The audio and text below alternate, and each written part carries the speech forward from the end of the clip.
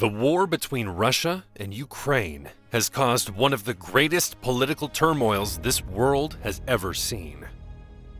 While most people in the world are divided on who to side with, it's safe to say that Russia has been going all out in its invasion of Ukraine, resulting in multiple countries placing heavy sanctions on Moscow after Russian troops were deployed into Ukraine with a full-scale invasion taking place right before our very eyes.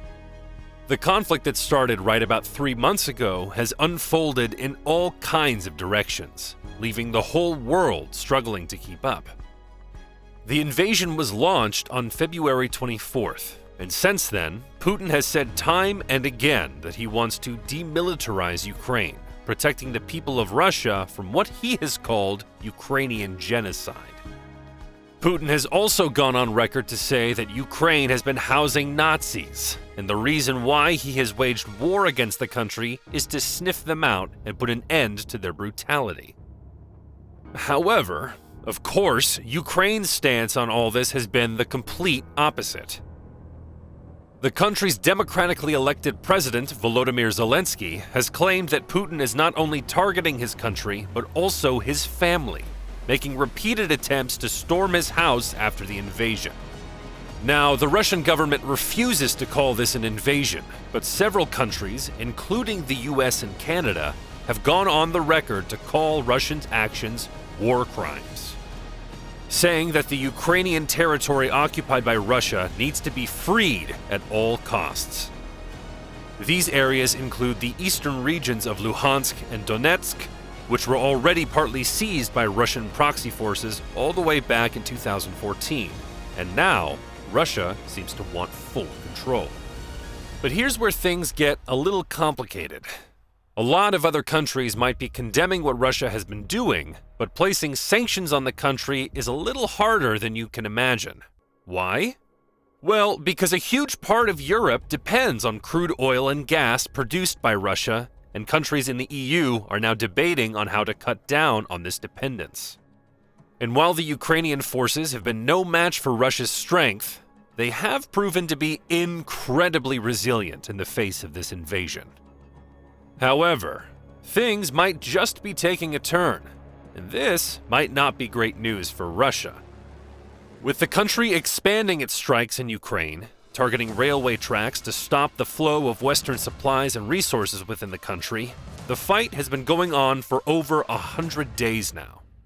Around 60% of Ukraine's Russian-occupied territories have had their infrastructure blown up, with key highways and roads completely barricaded by Russian troops. In the middle of all this, countries from the West have stepped up and helped supply weapons to Ukraine. But even then, the US had to reject the country's request for a long-range rocket because it just wasn't practical. But it looks like the Biden administration has had a change of heart, because they really have upgraded the kind of weaponry and armor they are supplying to the country in distress to help Ukraine up their defense game. This weapon deployment is actually part of a much larger military assistance package that is going to be well on its way soon, with the details being revealed to the public as well. Now, the reason why long-range missiles and rockets are going to completely change the game for Ukraine is that the Ukrainian army is currently pushing back against Russian forces in the eastern Donbas region, where Russian forces have blockaded Ukrainian ships from leaving the port. In this case, long-range missiles will help the Ukrainians attack enemy forces and take control of their bases by destroying Russian ships without the need to confront them face-to-face, where the chances of winning are rather less. But not just the USA. Other countries have also stepped up and are now playing their part to help Ukraine battle against the Russian invasion. In April 2022, Ukraine sent out a request not only to the USA, but also to other countries in Europe, asking for upgraded artillery systems. And soon after, Slovakia offered to sell their Zuzana 2 self-propelled artillery systems to the country. Now, this obviously doesn't come off as a surprise, since Slovakia has previously also shown its support for Ukraine by delivering their own S-300 air defense missile system to the country all the way back in 1993. So it's safe to say that their allyship dates back decades. Not just that, but Slovakia is allegedly also planning on helping Ukraine and taking seized Russian tanks and military vehicles along with damaged Ukrainian military technology and vehicles to repair them for future use. This means that the kind of help that Slovakia is planning on providing Ukraine with doesn't just end at weapon and ammunition supply. Slovakia's assistance for Ukraine will go miles deep and might actually just be what the country needs at this point.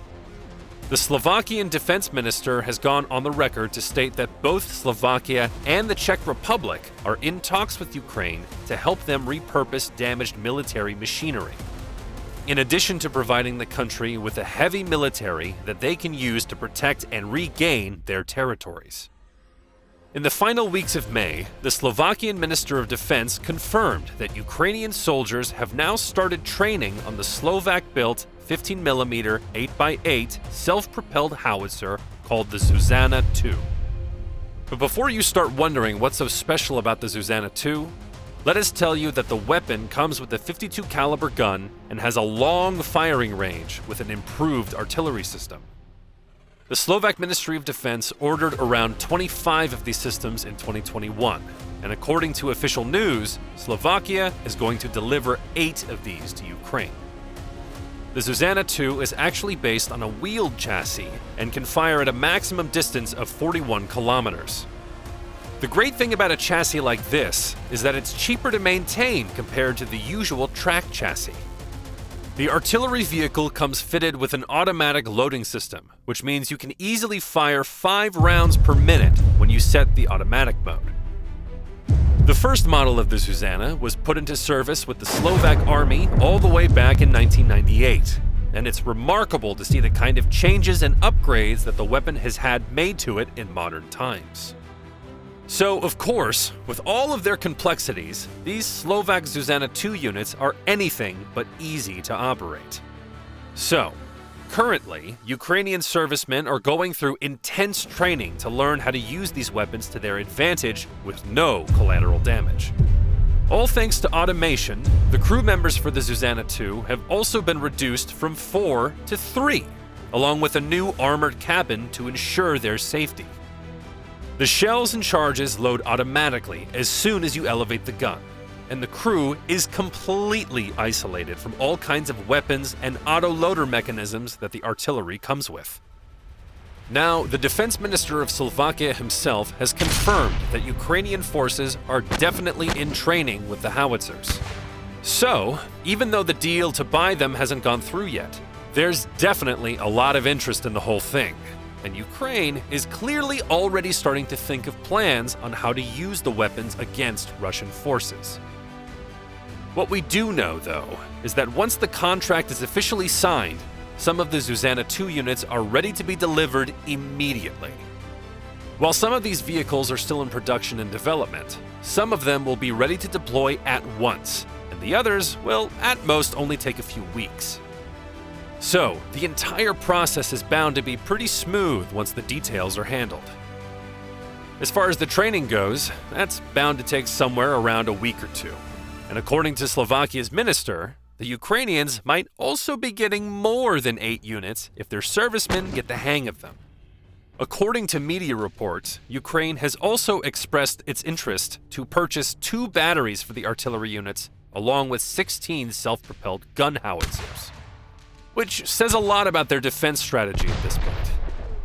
However, at the same time, reports also state that learning how to use these advanced weapon systems will not be all that new for the Ukrainians, since they also went ahead and purchased 26 152mm Dana M2 self-propelled howitzers from the Czech Republic a few years ago, before they were in the middle of the war.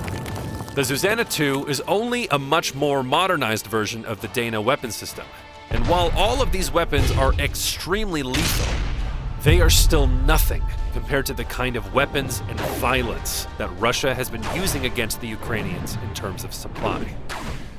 For now, Moscow has reported a loss of about 19,000 troops and more than 700 tanks as a result of this ravaging war. And with the introduction of advanced artillery systems such as the Zuzana II, it seems like Ukraine is finally on its way to being on equal footing with Russia. All we can do now is wait and see if the deal goes through and what happens in the aftermath of it all.